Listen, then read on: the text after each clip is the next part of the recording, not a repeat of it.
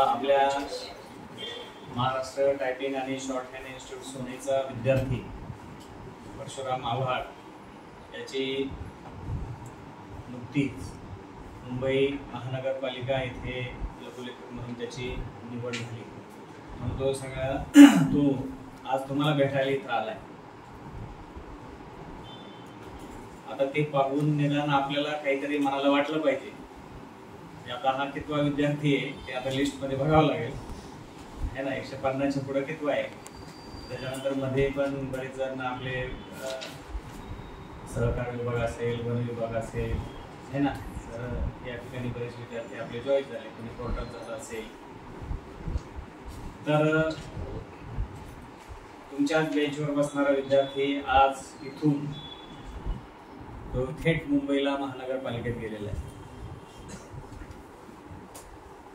आता याच्या पाठीमागे त्याला येण्याचं किंवा त्याचा आपल्याला आपण त्याचा सन्मान तर करणारच, पण तोही त्याचं या ठिकाणी शिकला कसा, काय घडवलं त्याने, कसं परीक्षा पास केली, तिथपर्यंत जाण्यासाठी काय करावं लागलं, अजून किती परीक्षा दिल्या, त्याच्या जीवनामध्ये नैराश्य आलं का, ह्या गोष्टी तो तुम्हाला शेअर करेल.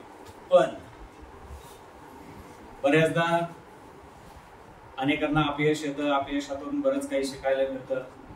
आणि असं होत नाही की जर अपयश न येता जर नोकरी मिळाली तर त्याचं महत्व त्याला कळत नाही. ज्यावेळेस मनुष्य स्ट्रगल करून जातो, अभ्यास करताना स्ट्रगल असेल किंवा घरातून बाहेर तुम्ही ज्यावेळेस निघता किंवा बाहेर राहता, मग तुमचं खाणं असेल, पिणं असेल, अभ्यासाला राहण्याची सोय असेल है ना, बाकीच्या ज्या सुख सुविधा आहेत त्या जर आपल्याला मिळाल्या नाही तर आपण थोडस भांबावून जातो.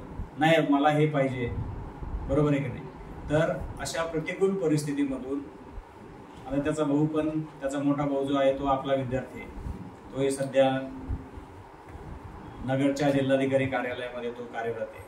आता हे दोन सख्खे भाऊ, असे अनेक उदाहरणं आहेत आपले. रोडे ब्रदर्स आहेत, सांगळे ब्रदर्स आहेत, लोकरे ब्रदर्स आहेत, त्याच्यानंतर कर्डिले ब्रदर्स आहेत, बेलेकर ब्रदर्स आहेत है ना. आता तुम्हाला माहिती आहे शुभम आहे, त्याची मिसेस पण आहे.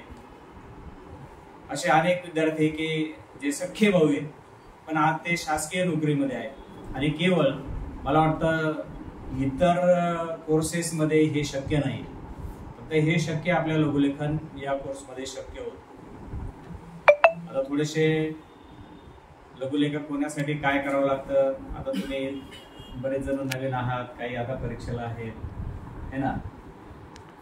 आता ही पोस्ट मिळाल्यानंतर मग पुढे आता आपलं काम संपलं. एकदा नोकरी लागल्यानंतर पुढे काय, मग तुमचं जीवन खरं तिथून पुढे सुरू होतं.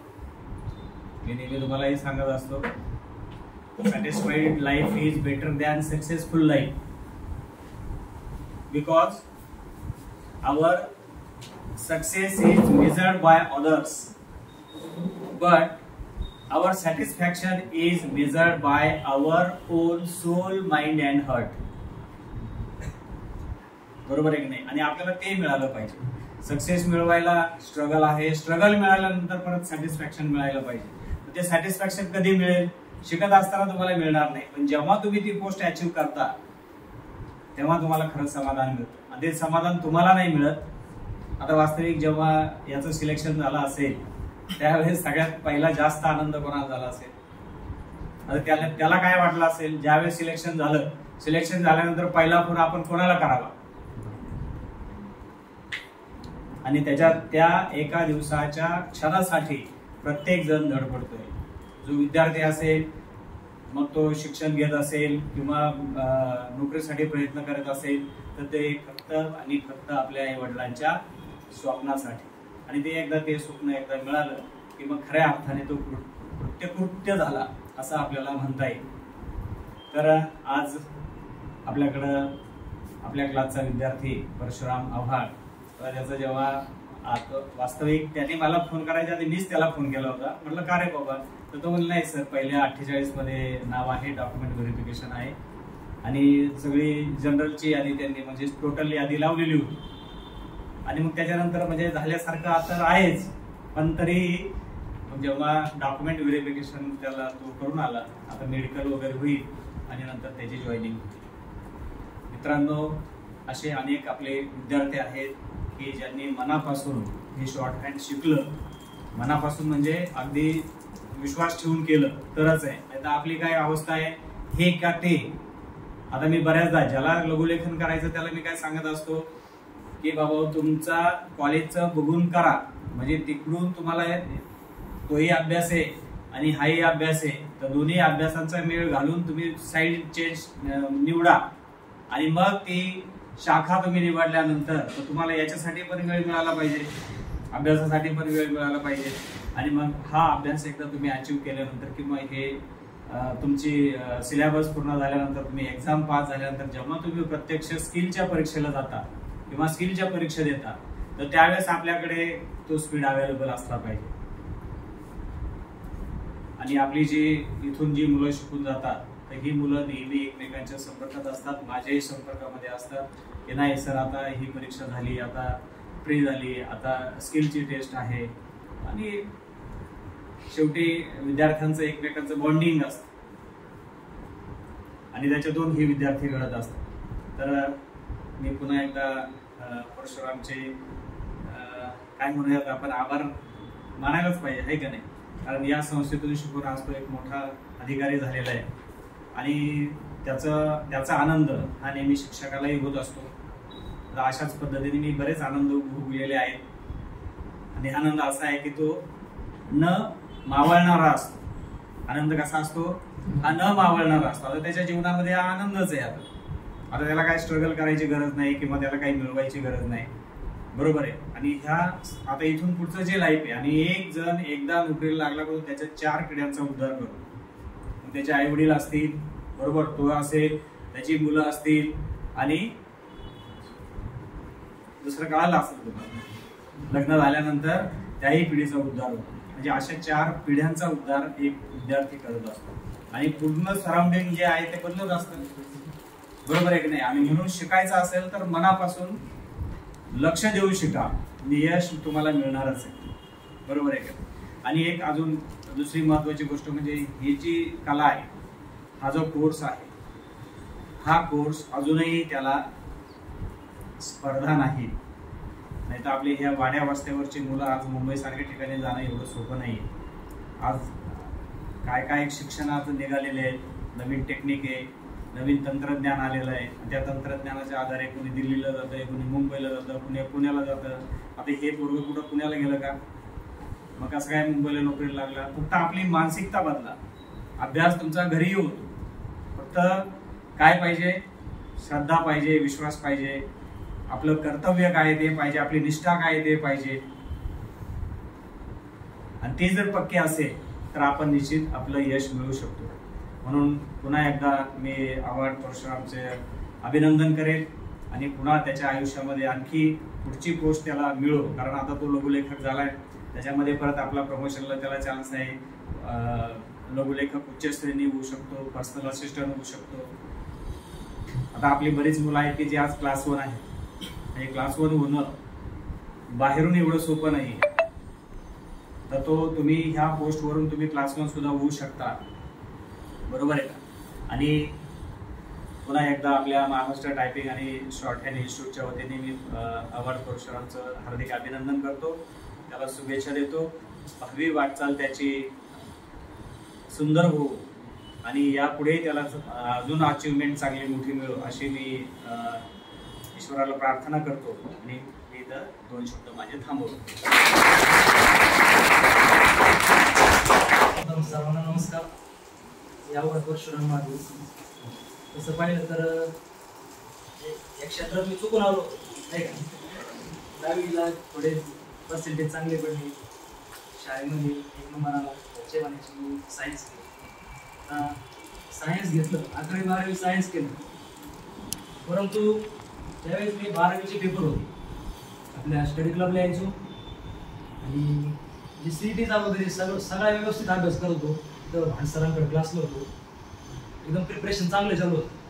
परंतु ज्यावेळेस मी स्टडी क्लबला यायला लागलो तर आल्यानंतर समजायला लागतं आपण जे करतोय यातून आपल्याला सरकारी नोकरी भेटेल चान्सेस खूप कमी आहेत. कारण करणार काय होतो, 12वी झाल्यानंतर CET दिली असती, फार्मसी केलं असतं, त्यानंतर तुला BSc केलं असतं. परंतु लॅबला मला 1-2 जण भेटले, आपले गणेश गंगाने. तो म्हटला तो तर मला कशात म्हणायला, पण कशात एक काम कर, तू ऐक, तू स्टेनो लाव. तो मला इथं घेऊन आला आणि सर्व काही सांगितलं, सरांची भेट आली. त्या अगोदर पण म्हणजे भावानी केलं होतं, बहिणीने केलं होतं. सगळेजण म्हणायचे आता घरातले 2 जणांनी स्टेनो केलाय, तू काहीतरी वेगळं कर. पण CET दिली, सगळं झालं, 92% आली, फॉर्म भरला, सगळं काही कॅपराऊंड वगैरे झालं, नंबर पण लागला होता फार्मसीला. पण म्हटलं फार्मसी वगैरे काही करायची नाही. तर सरांकडे आलो, बॅच मला वाटते सर जानेवारीमध्ये चालू झाली. जानेवारीची बॅच होती आणि 12वीचे बोर्डाचे पेपर फेब्रुवारीमध्ये होते. पण म्हटलं आता पुढची बॅच जूनमध्ये चालू होणार आणि आपलं करायचं तर स्टेनोच करायचं. जूनमध्ये जर स्टेनो लावायचं म्हटलं तर 5-6 महिने व्हायला जाणार. मी काय करायचो, क्लासला यायचो, आल्यानंतर फक्त सर शिकवते तेवढं लिहायचो आणि 1-2-3 वेळी प्रॅक्टिस करायचो फक्त लक्षात राहावं म्हणून. आणि ते सिलेबस तसं राहून जाईल माझं मागं पडलेला.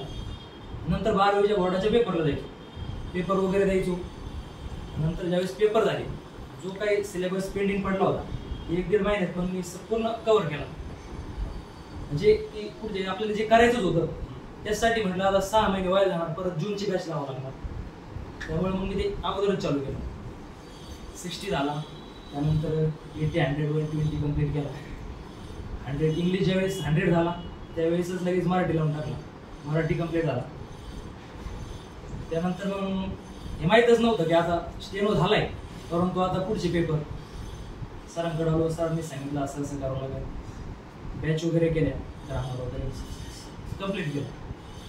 त्यानंतर मंत्रालयाची ॲड आली, स्टडी क्लबला आलो. इथं परत अभ्यास वगैरे व्यवस्थित चालू होता, सगळं काय व्यवस्थित होतं. तर मंत्रालयाचा रिझल्ट आला, फक्त 0.75 पॉईंटनी तो रिझल्ट उरला.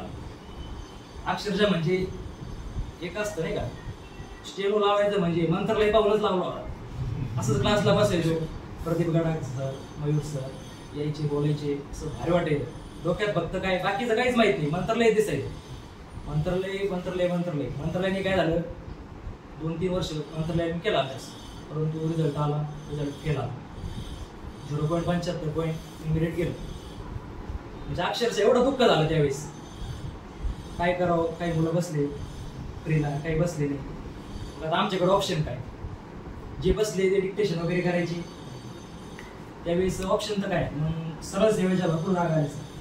जिल्हा परिषदच्या असते, आरोग्य विभाग, त्यानंतर कृषी विभाग, वन विभाग, भरपूर जाहिराती आल्या. फॉर्म वगैरे भरले, त्याचा अभ्यास चालू केला. अभ्यास चालू केल्यानंतर आरोग्य विभागात काय झालं, 146 मार्क्स आले. तिथे मेरिट लागले 148, तिथंही अपयश आलं. त्यानंतर जिल्हा परिषदेचं काय झालं सर, मार्क्स 160 घेतले, परंतु फॉर्म माझा चुकीचा भरला. मी तिकडे हिंगोलीला फॉर्म टाकले आणि आपल्या नगर जिल्ह्याचं मेरिट 108 ठेवून आलं. संभाजीनगरचं मेरिट 160 आलं. मला 160 असून घरी राहिलं, 108 ठेवून आल्याचं काम झालं. फक्त तो काय झाली की फॉर्म आपल्या जिल्ह्यात टाकला आणि मी तिकडे हिंगोलीला टाकले, तिथंही पूर्ण झालं. त्यानंतर BMCची भरती होती. जे दुःख कधी होतं माहिती का, ज्यावेळेस आपला रूममेट असतो, क्लासमेट असतो, बॅचमेट असतो, आपल्या सोबत अभ्यास करतो, त्याचं ज्यावेळेस सिलेक्शन होतं आणि आपलं होत नाही, आनंदात असतो आपल्याला त्याचं सिलेक्शन होते. परंतु सोबतचा मुलगा गेलेला असतो काही कारणाने, मग आपल्याला आपल्या सोबत तो अभ्यासाला राहत नाही. मी 3 वर्ष इथं लॅबला अभ्यास केला. जवळचे अक्षय सांगले होता माझा, म्हणजे रूममेटच होता. त्याचं सिलेक्शन झालं, तो गावाकडे गेला. मी रूममध्ये एकटा रडायचो, दोघंच रूममध्ये. तो लिहून गेला, सगळे लिहून गेले, करमत नव्हतं मला. त्याला फोन करायचो, म्हणलं अक्षय मला काही करमत नाही. मी हे केलं, सोनई सोडली, गावाकडे गेलो शेवगावला. 1 वर्ष मी तिथं अभ्यास केला. तिथं काय झालं, आमच्या कॅटेगरीला सर एनटीला एकच जागा, तिथं मग अक्षय सिलेक्शन. वेटिंगला जरी पडला तर तोच होता, काय ऑप्शनच नव्हता. त्यानंतर मीटिंग लागली बरं का. मीटिंग 31/8/2023चा एक्झाम होती. त्यानंतर त्यांचं सिलेक्शन 24मध्ये झालं, रिझल्ट लागला. आणि आमची वेटिंग 2025मध्ये लागली. म्हणजे त्या भरतीची वाट मी 2 वर्ष पाहिली. 2 वर्ष पाहिली. त्यानंतर लिस्ट आली. सरांचाच फोन आला मला. सर म्हटलं अरे तुझं नाव दिसतंय.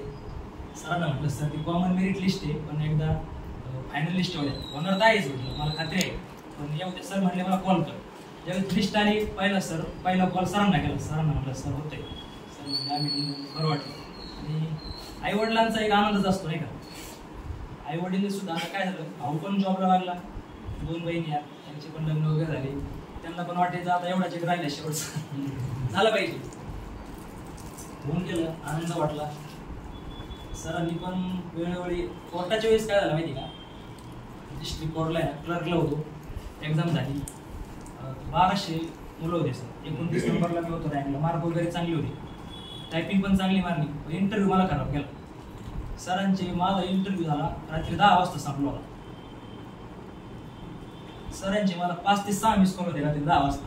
काय झाले, इंटरव्ह्यू मस्त खराब गेलाय. पण आता सरला तर कॉल करणार रिटर्न. पोरांचे आले, मी कॉललाच रिटर्न कॉल नाही केले सर. जास्त टेन्शनमध्ये गेला. सरांना कॉल केला. सरांना म्हटलं सर इंटरव्ह्यू गेलाय, बरा गेलाय. रिझल्ट आल्यानंतर माहीतच होतं काय होणार आहे. तिथेही फेल झाला. शेवटी नाही का, एक गोष्ट अशी सांगतो की थोडं कष्ट जर आपले प्रामाणिक असले ना, कारण मला माहित होतं मी प्रयत्न करतोय, एक ना एक दिवस होणार आहे. फक्त काय होतं आपल्याला ते दम निघायचं थोडक्यात. जवळचे सगळे मुलं झाले, एकही राहिला नव्हता, सगळे होऊन गेले होते. आता हर्षदला माहिती संकेत वगैरे आमचा एक असं वेगळाच बॉन्ड होता. ते ज्यावेळेस त्यांचं सेलिब्रेशन व्हायचं, डीजे वाजायचे, सगळं व्हायचं, ते म्हणायचे यायला दमच पाहिजे होतं, पण ते मनातून आनंद होता. कसं जावं इथं आलं तर. आता मी गणेशवाडी आतेच गाव, मी म्हणजे लहानपण माझं इथंच गेलेलो. आता 4 वर्षापासून आमच्या गावाकडे गेलो. सगळे गावातले विचारायचे तुझ्यापेक्षा लहान बोलत राहिले, तो काय बोलायला उत्तरच राहत होता. म्हणजे आता बरं वाटतं जरा. घरच्यांना पण बरं वाटतंय, मला एक समाधान भेटतं नाही का. नाही बोलणाऱ्यांना काय वाटतं, बोलणाऱ्यांना काही नाही. आता सांगायचं नाही पाहिजे ती गोष्टी, पण आता सांगतो. म्हणजे जे असतात आपले निंदक म्हणतो आपण, अक्षरशः दिलेले पेढा सुद्धा घालता नाही. म्हणजे आपले कष्ट आहेत, आपण केले. समोरच्याला मनातून नाही तर चांगलं झालं होतं, बरं झालं, अभ्यास करत होता, दिलेले पेढा सुद्धा घालत. म्हणजे इतकं वाईट परिस्थिती असते, आपलंच करावं लागतं सगळं. आता ते चुलत भाऊ आहे माझा, तो म्हणला आता 12वी झाली त्याची, सायन्स होतं. म्हणलं मला सरांना भेटायचं नाही, म्हणलं मला स्टेम मला आवडतं. म्हणलं चल तुला घेऊन जातो, सरांची भेट गावी देतो. त्याला असं एक दिवस पात्र दिले, त्याला इतकं भारी वाटलं. तो म्हणे कोणतीही परिस्थिती असू दे मी स्टेम करणार म्हणजे करणार. म्हणजे तुला घेऊन जातो, सरांची भेट घालतो. तो आलाय आता, काही नाही होत असतं. फक्त काय माहिती का, कंटिन्यू करत राहिलं ना काय प्रॉब्लेम नाही. मी तर जवळजवळ सोडून द्यायचे होतो. मला पोरं सांगायची सोडू नको देऊ, तू काय असं नाही जास्त मार्काने जात नाही, फक्त पॉईंटने 1 मार्काने जातो. एक ना एक दिवस तुझा दिवस पण येणार आहे. त्या दिवसाची वाट पाहत 1.5 वर्ष वाट पाहिजे. अजून पण आता एक्साईज डिपार्टमेंटचा पेपर आहे सर, मार्क्स पण चांगले 80 मार्क. स्किल बाकी काय तर होणार. एकदा झालं की मग एका मागे 104 जॉब मिळतात, होऊन जातो. बाकी काय नाही, जबरदस्त आता. बाकी सगळ्याचं घरच्यांना तर माहितीच असतं. घरची परिस्थिती काही सांगायची, आपली सगळी जेमतेमच राहते. कोणी असं म्हणजे मोठं असतं. भाऊ जरी असला तरी भाऊ समजा नंतर लागला, पण अगोदरची परिस्थिती पण असते सर्वांची. बाकी काय नाही, अभ्यास करत राहायचा.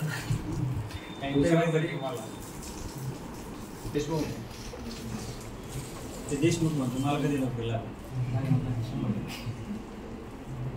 फक्त एक आहे आता इथे एवढी, आता 60ची बॅच आहे. आता काही पेपरला येतात नवीन येत काही, पण बहुतेक पेपरलाच आमची वेळेस तर एवढी पण टिकत नव्हती सर. 60च्या बॅचला आम्ही बेंच तर नव्हते, त्यावेळी बसायचे बाहेर बसायचे. तिथं शेवटपर्यंत सर म्हणायचे जो टिकला तो टिकला. सरांचा एकच शब्द राहायचा, बाप दाखव नाही तर श्राद्ध खा. काही विचारायचं का?